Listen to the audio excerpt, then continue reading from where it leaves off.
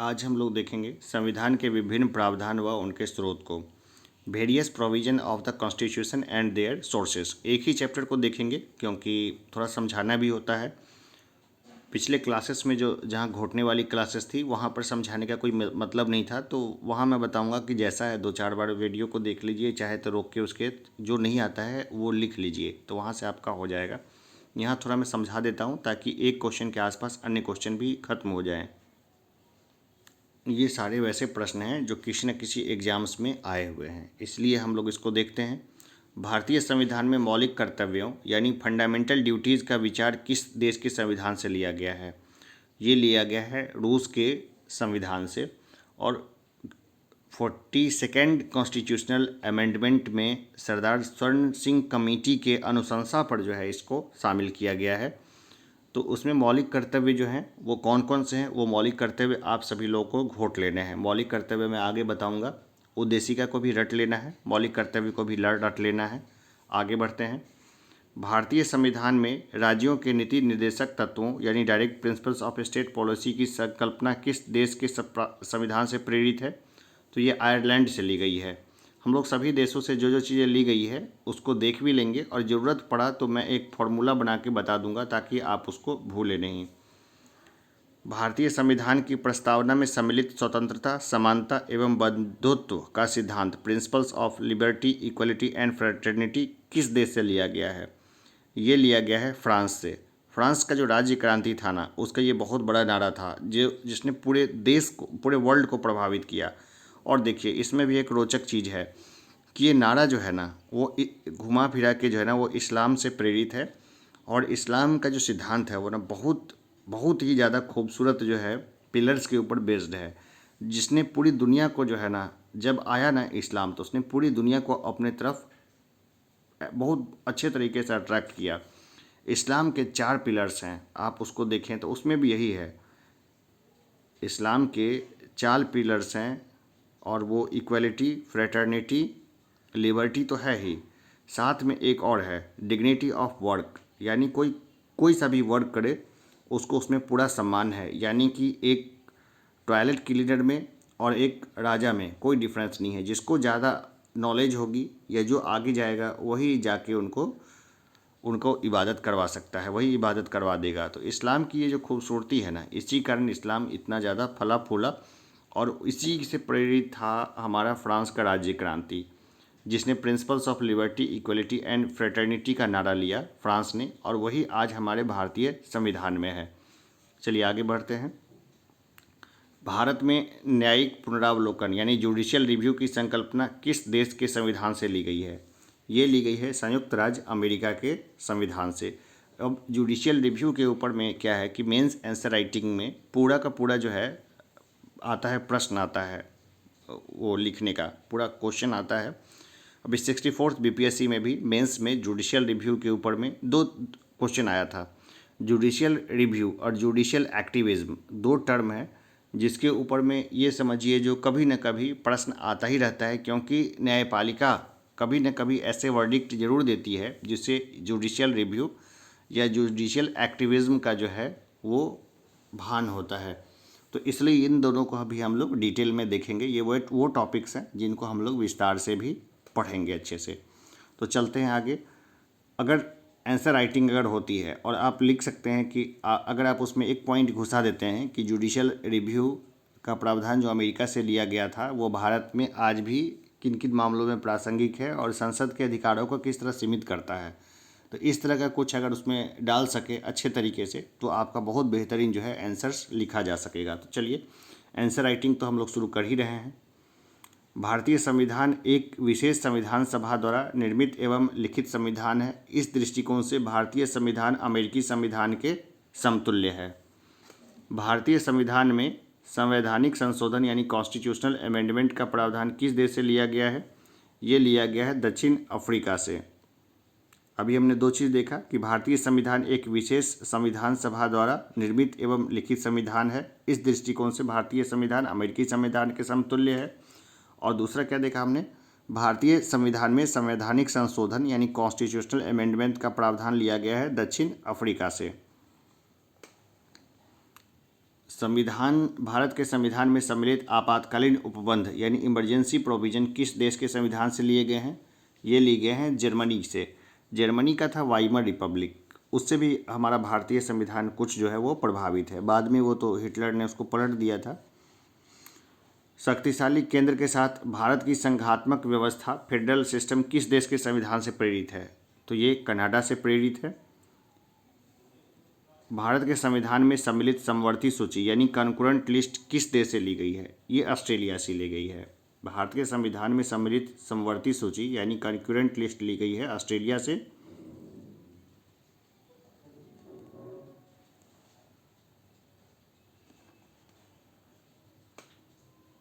भारतीय संविधान में निहित विधि द्वारा स्थापित प्रक्रिया यानी प्रोसेस एस्टेब्लिश्ड बाय लॉ किस देश के संविधान से ली गई है? तो ये जापान से ली गई है।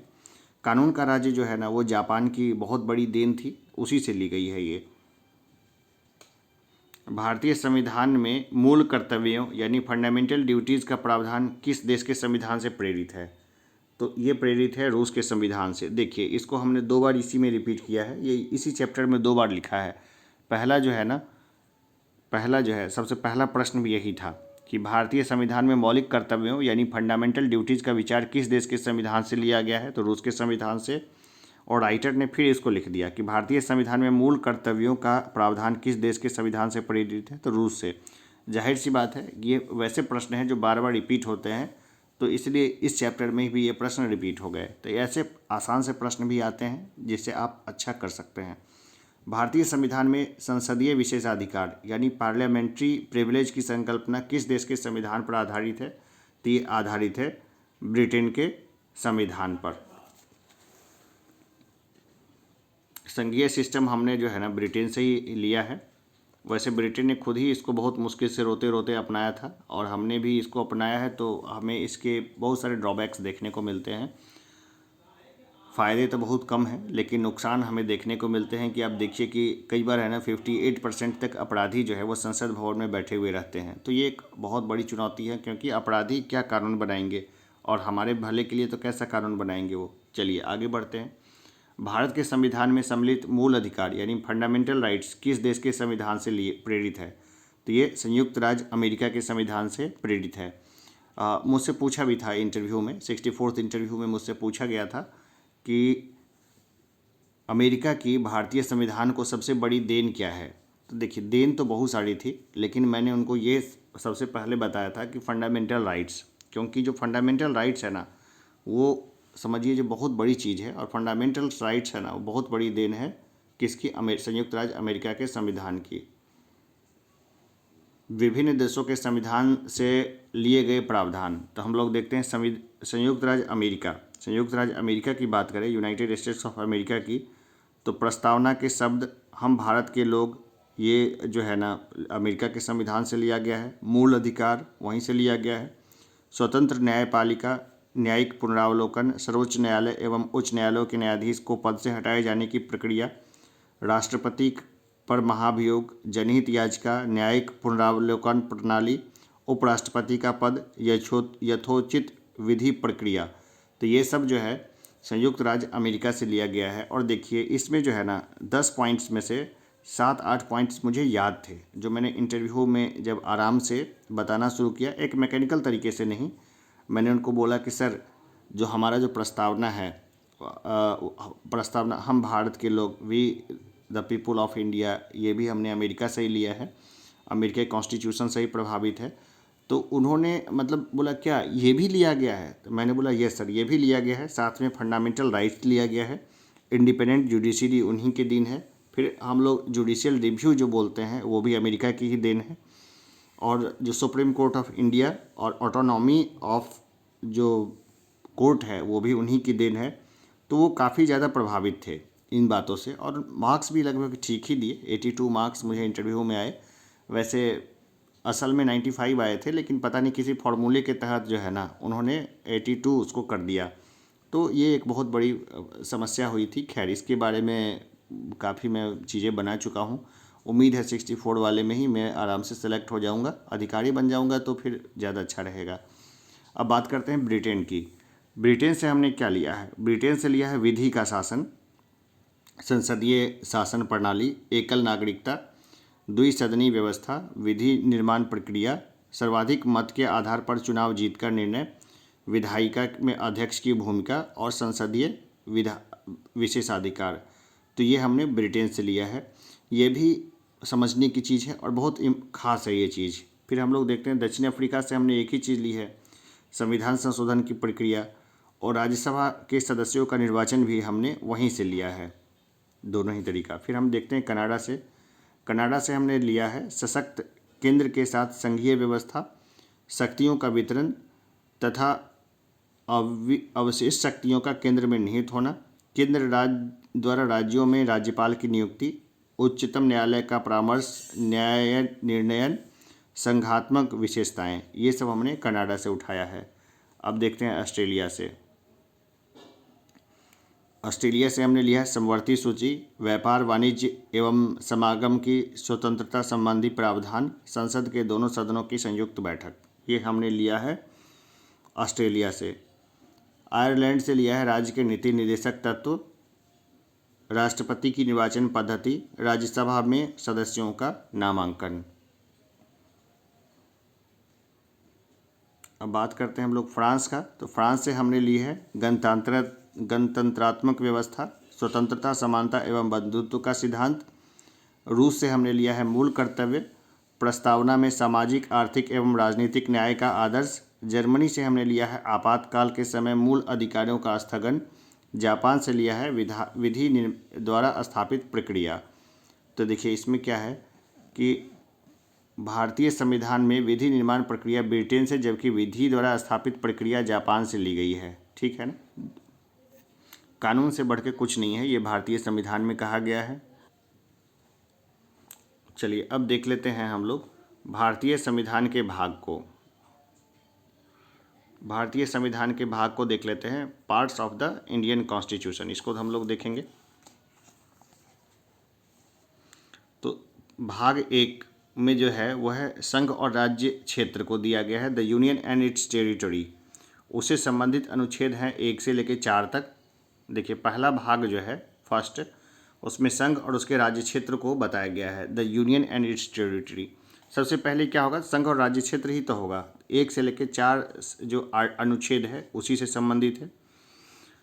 भाग 2 में नागरिकता यानी सिटीजनशिप से संबंधित बातें हैं। तो ये है 5 से लेकर 11 तक, आर्टिकल 5 से 11 तक इसके बारे में चर्चा है। फिर देखते हैं मूल अधिकार। मूल अधिकार जो है भाग 3 में है, 12 से लेकर 35। ये कई बार ये प्रश्न आता है, मैं आगे बताऊंगा अभी इन चीज़ों को। तो 12 से लेकर 35 तक जो है आर्टिकल्स है वो मूल अधिकार से संबंधित है, जो भाग 3 में है मूल अधिकार। भाग 4 में है राज्य के नीति निर्देशक तत्व यानी directive principles of state policy. ये 36 से 51 तक जो है इसका चर्चा है, इसमें आर्टिकल 36 से 51 तक। फिर बात करते हैं भाग 4 में, भाग 4 क में मूल कर्तव्य के बारे में जानकारी है।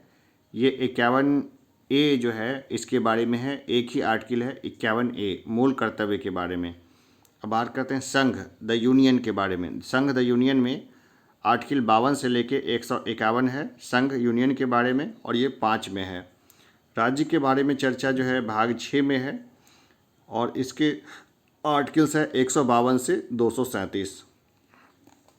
देखिए 7वां जो भाग है, टोटल हम लोग जानते हैं कितने भाग हैं संविधान में, तो 22 भाग हैं।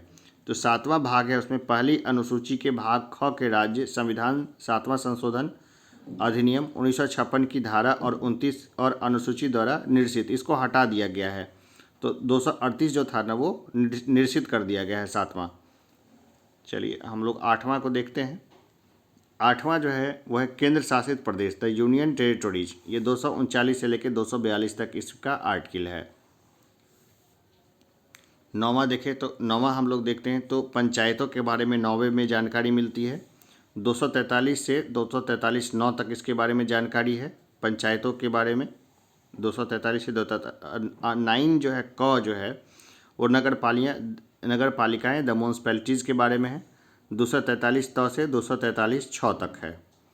इसके बाद देखिए 9 में ही है सहकारी समितियाँ द कोऑपरेटिव सोसाइटी। भाई इसकी बहुत महत्वपूर्ण भूमिका होती है, इसके बारे में हम लोग अलग से चर्चा करेंगे। तो इसको संविधान में जगह दी गई है सहकारी समितियों को। वो 243 य ज से 243 य न तक इसके बारे में चर्चा है। 10 में देखें, भाग 10 में अनुसूचित और जनजातीय क्षेत्र the schedule and tribal areas के बारे में बात है। इसमें 244 से 244 क तक इसका अनुच्छेद है। हम लोग 11वें में देखें तो संघ और राज्यों के मध्य संबंध है, relations between the union and the states, 245 से लेकर 263 तक इसके बारे में चर्चा है आर्टिकल्स में। 12वें भाग में है वित्त, संपत्ति, संविदाएं और वाद, finance, property, contracts and suits, वो 264 से लेके 300A में जो है इसके बारे में चर्चा मिलती है। भारत के राज्य क्षेत्र के भीतर व्यापार, वाणिज्य एवं समागम, ये 301 से लेके 307 तक है। ये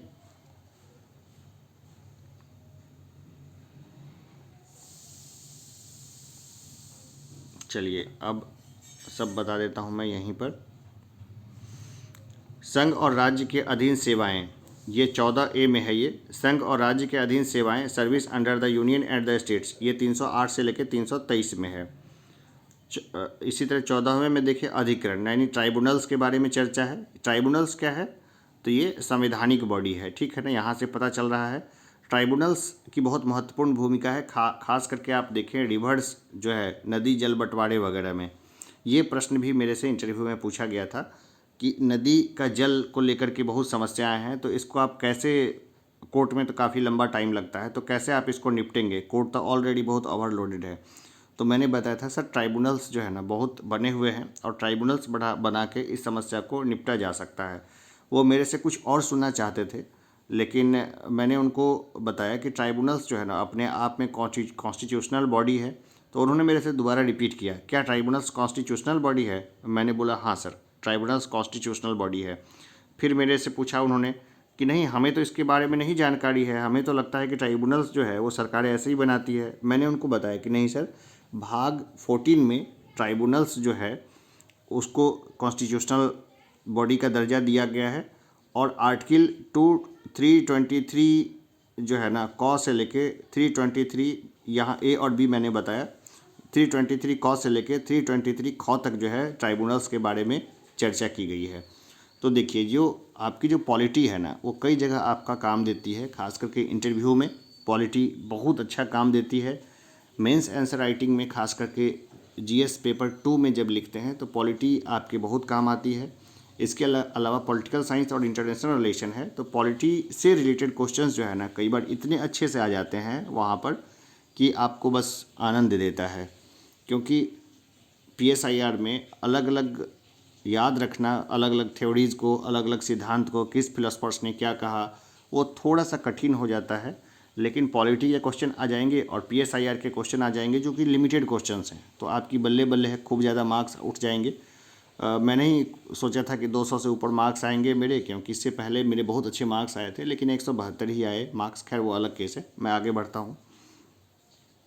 तो देखिए ट्राइब्यूनल्स ने किस तरह से मुझे इंटरव्यू में मदद की, ठीक है। तो यहाँ पर अगर आप पढ़ा हुआ है आपका ठीक तरीके से तो आपको बहुत बेनिफिट देगा। फिर बात करते हैं निर्वाचन की। भाग 15 में है इलेक्शंस, निर्वाचन के बारे में।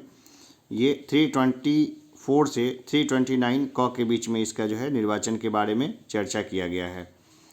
अब देखते हैं भाग 16 में कुछ वर्गों के संबंध में विशेष उपबंध है, जैसे अनुसूचित जातियों, अनुसूचित जनजातियों, पिछड़े वर्गों एवं आंग्ल भारतीयों के संबंध में विशेष उपबंध है। ये 330 से लेकर 342 तक है। फिर बात करते हैं हम लोग 17 भाग में राजभाषा, ऑफिशियल लैंग्वेज के बारे में जानकारी मिलती है। ये 343 से 351 तक है। आपात उपबंध यानी इमरजेंसी प्रोविजंस, इसके बारे में जानकारी मिलती है 352 से 360 तक। फिर देखते हैं मिसक्लेनियस, 19वें भाग में है मिसक्लेनियस यानी 361 से 367 तक है। 20वें भाग में है संविधान का संशोधन, अमेंडमेंट ऑफ कॉन्स्टिट्यूशन, ये 368 आर्टिकल, इसको देख लीजिएगा, 368 आर्टिकल्स, इसको एकदम घोट के रखिए, ठीक है ना।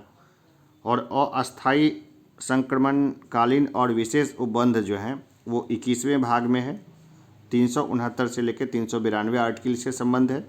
और 22वें भाग में है संक्षिप्त नाम, प्रारंभ हिंदी में प्राधिकृत पाठ और निरसन, यह 393 से 395 आर्टिकल में है। तो इसके बारे में और भी जानकारी मैं समय समय पर देता रहूँगा। तो देखिए भारतीय संविधान के भाग 11 का अध्याय 1 संघ और राज्यों के मध्य विधायी संबंधों को दर्शाता है। तो ये रहा, इसको आप एक बार, दो बार, तीन बार, चार बार, जितनी बार हो सके उतनी बार इसको रिपीट कर लीजिए। चलिए, जो हम अगला चैप्टर देखेंगे वो है schedules in the Indian constitution. भारतीय संविधान में अनुसूचियों को हम लोग देखेंगे। तो चलिए आगे बढ़ते हैं।